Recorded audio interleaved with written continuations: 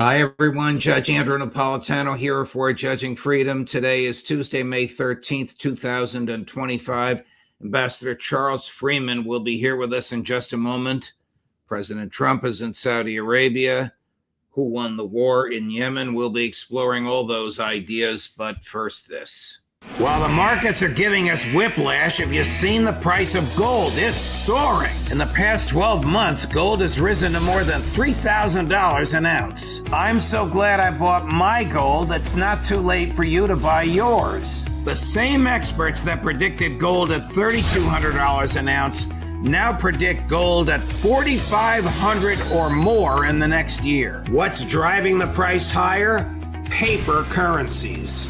All around the world, they are falling in value. Big money is in panic as falling currencies shrink the value of their paper wealth. That's why big banks and billionaires are buying gold in record amounts. As long as paper money keeps falling, they'll keep buying, and gold will keep rising. So do what I did. Call my friends at Lear Capital. You'll have a great conversation, and they'll send you very helpful information. Learn how you can store gold in your IRA tax and penalty free, or have it sent directly to your doorstep. There's zero pressure to buy, and you have a 100% risk-free purchase guarantee. It's time to see if gold is right for you. Call 800-511-4620, 800-511-4620, or go to LearJudgeNap.com and tell them your friend the judge sent you. Ambassador Freeman, welcome here. Thanks very much for joining us, my dear friend. I do want to talk to you at some length about the undeclared and now apparently over by truce or ceasefire war between the United States and Yemen. But before we get there to the news of the moment, just a few minutes ago, President Trump arrived in Saudi Arabia, where, of course, you were once the U.S. ambassador, and with whose and you're very familiar with the culture and the politics of the country. What's awaiting him there? What's confronting him? What is he hoping to achieve? Well, Saudi relations with the United States have gone through quite a bad period. They were terrible under the Biden administration, in part because of the murder of my friend Jamal Khashoggi in Istanbul in the Saudi consulate. In part because Saudi Arabia has been become increasingly skeptical about the value of the U.S. relationship and U.S. protection, in part because of Saudi diversification of its international relations to include China, which, of course, the United States is deeply concerned about. So what I think is happening in Saudi Arabia this time will reflect those realities and the political realignments in the region. Saudi Arabia is no longer an enemy of Iran, although it remains skeptical, vigilant, and concerned about Iran. But it does not want to be part of any war with Iran, and it's made that very clear. The possibility of Saudi-Israeli normalization has receded and is essentially unthinkable now, given the Israeli genocide in Gaza. I think that issue will have to be discussed. There are indications that the president is distancing the United States to some extent from Israeli policies, and that the America firsters in his administration now have his ear more than the Israel firsters. But the big headline will, of course, be arms sales. Apparently, there have been quite a few transfers arranged. There's also a big business conference going on in Riyadh with many CEOs from the United States attending.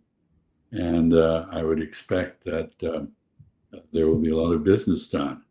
The United States basically wants to lock Saudi Arabia firmly into our embrace rather than have it go off on its own or sail into the embrace of China. Is there any chance of a recognition of the Jewish state without the United States recognizing and defending the sovereign independence of Palestine? There never has been.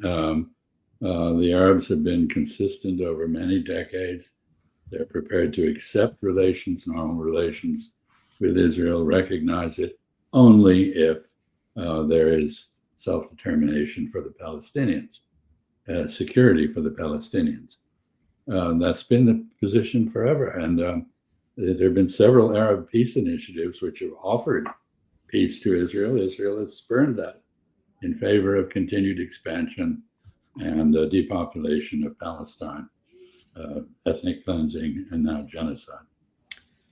There are signs of a crack in the relationship between President Trump and Prime Minister Netanyahu. Some of the Western press is even using the phrase sick and tired. Trump is sick and tired of Netanyahu. There are, of course, some unmistakable facts here. The United States negotiated directly with Hamas for the release of this young American Israeli from New Jersey. The United States is providing humanitarian aid directly to Gaza. The United States stopped the killing in Yemen, about which more later, but it did all of these things without Israeli, in some cases, even knowledge, much less consent. And the super Zionist U.S. ambassador to Israel, Mike Huckabee, was forced to say on international television, we don't need Israel's permission for what we do. I'm sure it was difficult for him to say it, but he said it. Okay, so all of these things happened. Do they lead you to believe that Mrs. Adelson is losing influence, that Prime Minister Netanyahu is losing influence, that the president's thin skin and big ego have had enough?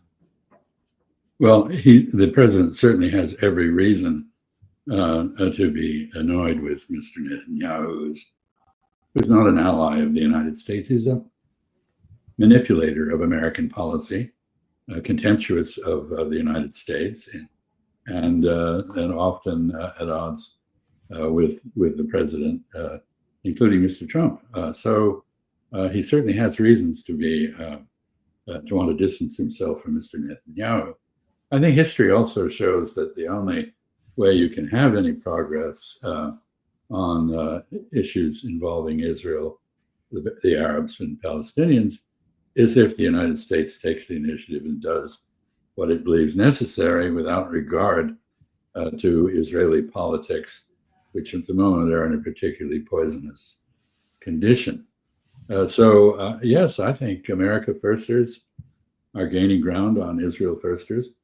I think those who envisage a clean break, to coin a phrase, with Israel are probably dreaming. I doubt that's going to happen. But clearly the United States is declaring a bit of independence from tutelage by Prime Minister Netanyahu. On Sunday, there was a closed meeting of the Foreign Affairs and Defense Committee of the Knesset. And someone at the meeting reported to Haaretz what this person says Prime Minister Netanyahu told the committee. This is the Haaretz full screen in Hebrew, but the translation is, now this is purportedly from Netanyahu's mouth, I think we will need to wean ourselves off American military aid. Well, Ambassador, if that's true, how could they possibly exist without American military aid? Well, they couldn't. This is therefore a very significant statement by Prime Minister Netanyahu. I saw it earlier in a different version in the Russian media, which described the relationship with the United States as toxic. And that he said we have to detoxify our dependence on the United States. So the problem here is that there's no one who could take the place of the United States in support of Israel. But I believe that this relationship has reached that stage when I see the United States cease to veto recognition of a Palestinian state in the Security Council, cease to protect Israel from charges of human rights violations, which are entirely justified, in the same forum or in the International Court of Justice. I haven't seen that. So what we have is some talk, bickering, if you will, between an old established couple. Will this lead to divorce? I don't know. An old established couple, very old, and unfortunately very well established. Let me ask you about the plane from Qatar. You know the Middle East mentality. Do they give away something worth $400 million without expecting something in return? Goodwill. Yeah, no, they're very generous. I don't think the problem is with the Qataris offering this. First of all, as an American, I find it somewhat humiliating that our president has to accept a gift rather than have the U.S. Air Force provide a suitable aircraft for him. Second, this is an unconstitutional emolument from a foreign government, pretty clearly, in part because it's not only being given to the White House, it's apparently to be used by President Trump when and if he steps down from office. So I think there's a lot wrong with this, but it's really a reflection of the degree of disregard for the Constitution and the laws in the United States and our decadence and our corruption. Trump is scheduled to meet with, of all people, al-Jawlani, the al-Qaeda terrorist who now is the nominal head of the government in Yemen, in Syria. And perhaps, he hinted at this yesterday, even rescind sanctions. And of course, Trump's own State Department had a $10 million bounty on Mr. Jawlani's head, which they since have dropped. What conceivable benefit or what likely humiliation or what misfired signal to the international community could come about from this? Well, I'd say first, you have to give President Trump credit for a willingness to change his mind. That's often a criticism of him, that he's inconstant and unpredictable. He is inconstant and unpredictable, but sometimes in a sensible way. In the case of Syria, the United States has spent decades, including recent years, spending $5 billion to destabilize Syria in the interest of Israel, basically, which has always wanted Syria to fragment and which is still pushing that line at the moment. We bear a good deal of responsibility for the many hundreds of thousands of deaths and millions of people dislocated and sent abroad from Syria. We bear some responsibility for the flood of refugees into Western Europe from Syria that has destabilized Western European politics in favor of the right wing.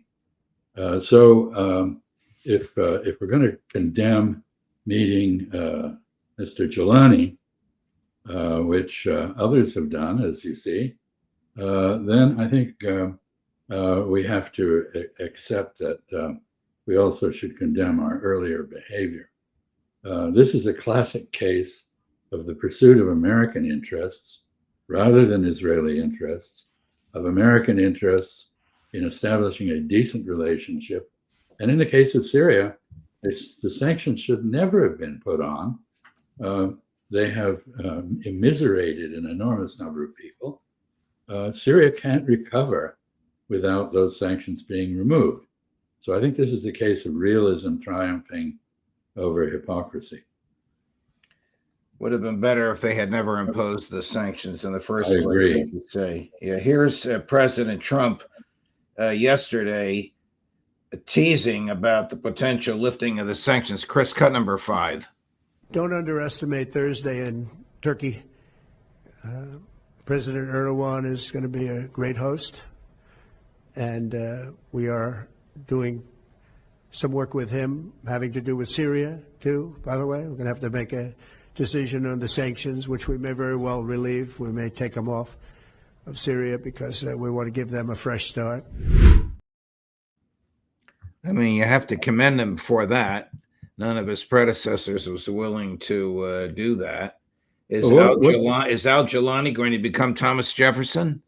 certainly not. But if he truly has repented of his sins, which are well established, that's all to the good. He is trying to bring Syrians together. He's trying to deal with the aftermath of the horrors of civil strife in Syria, which we and others, the Israelis, the Turks, the British, and to some extent the French, as well as people in the Gulf, all backed. He's trying to pull his country together, and I think we need to give him a chance. What did the U.S. gain by spending $1 billion bombing Yemen? Not a thing. I think President Trump again demonstrated some character by expressing his admiration for the fortitude and resilience of the Ansar Allah, the Houthis, who stood up to pressure. Over the last decade, they've been continuously bombed, first from Saudi Arabia with our support, more recently from Israel and from the United States and UK.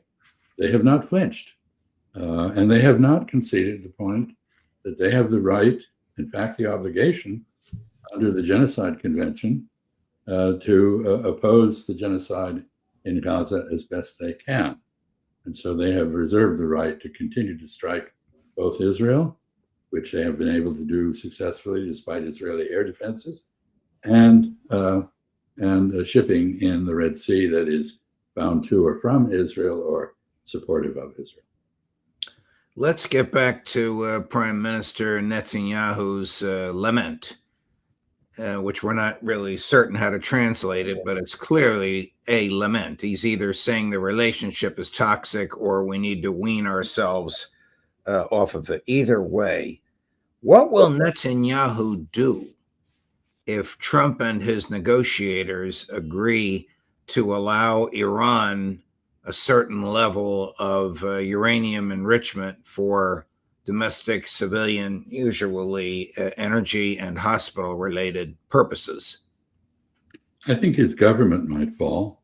He's staked a great deal on the fairy tale that Iran has made a decision to build a bomb. He's been pursuing a war with Iran for decades, trying to get the United States involved in that. If it becomes clear that he no longer has the clout in Washington that he has claimed to Israeli voters, Israel is a democracy for Jews, if not for others. He has claimed a special relationship and ability to manipulate the politics of the United States. If that is no longer the case, I think he's discredited in a way that could easily be fatal for his political career. And then he would face justice in the Israeli courts on charges of corruption and fraud. How thin is the political ice on which he is standing as we speak, Ambassador? Very thin. He has managed to alienate the entire world, other than the United States, which now appears to be wobbling in that direction. Internally, he has, of course, no friends in the region. There is no real peace. That is to say, peace is the condition that others find sufficiently satisfactory that they don't feel any inclination to overthrow it. There's nobody in the region who's satisfied with Israel as the regional hegemon. Internally in Israel, he's alienated the ultra-Orthodox, he's alienated the hostage families, he's alienated liberal Israelis who support the rule of law and the independence of the judiciary. He's alienated his own intelligence apparatus, his own military, the reservists. He's brought disaster to the economy. He's destroyed the livelihood of literally hundreds of thousands of Israelis. He's forced many Israelis to emigrate. He has basically ruined Israel. And I think he is on very thin ice for all those reasons. One wonders where this is going to go, because even though President Trump has surrounded himself in his national security apparatus with about 2/3 neocons and about 1/3 America Firsters. By America Firsters, I mean those who do not favor the use of American force to change the governmental structure of other countries, and who view war as a last resort, even though he sometimes listens to them. To a person, neocons plus American Firsters, they are Zionists to a person. Correct. So he is almost shoveling against the tide of the West Wing if he's irritating Netanyahu. Am I reading this as you do? I think you are. And again, I give him credit for having the courage of his own convictions. Yes, he's bombarded. I think he's made a whole series of absolutely disastrous appointments and personnel decisions. But notwithstanding that, he seems to maintain the independence of his own thinking. And while the execution of his policies must depend on those subordinates, the basic attitude, the basic thrust of U.S. policy now on many issues is in the right direction. He's seeking peace between Russia and Ukraine and a revamp of transatlantic relations to ensure that Europe takes more responsibility for its own defense. He's negotiating with Iran to restore some sort of international supervision of its nuclear programs, at least, and prevent the nuclear proliferation. Interestingly, he has not imposed a similar condition on Israel, which is a nuclear power, in violation of everything in the NPT, and which of course insists on wielding its nuclear power to reinforce its freedom of action against all its neighbors in disregard of international law. He has called off the war in Yemen, I think recognizing that it was both a waste of money and energy and totally ineffectual. He has now backtracked, at least temporarily, on the trade war with China. He implemented tariffs. He assaulted China with economic warfare. They responded. He's now backed off. They have responded again by acknowledging the retreat. So on many, many issues, he is taking a position aimed at peace, at long-term arrangements that are advantageous to the United States. Whether the implementation is good or not, I think you have to give him credit for trying. A great summary, a great handle on what's happening, Ambassador. We'll conclude with it. Thank you very much. Thank you for that last very, very insightful analysis. Thank you for your time, as always. Have a good day, a good week. We'll look forward to seeing you next week, sir. You have a good week, too. Bye-bye. Thank you. All the best. And coming up later today at 11 o'clock this morning, Colonel Douglas McGregor. At 3 this afternoon, Colonel Karen Kwiatkowski. Just Napolitano for Judging Freedom.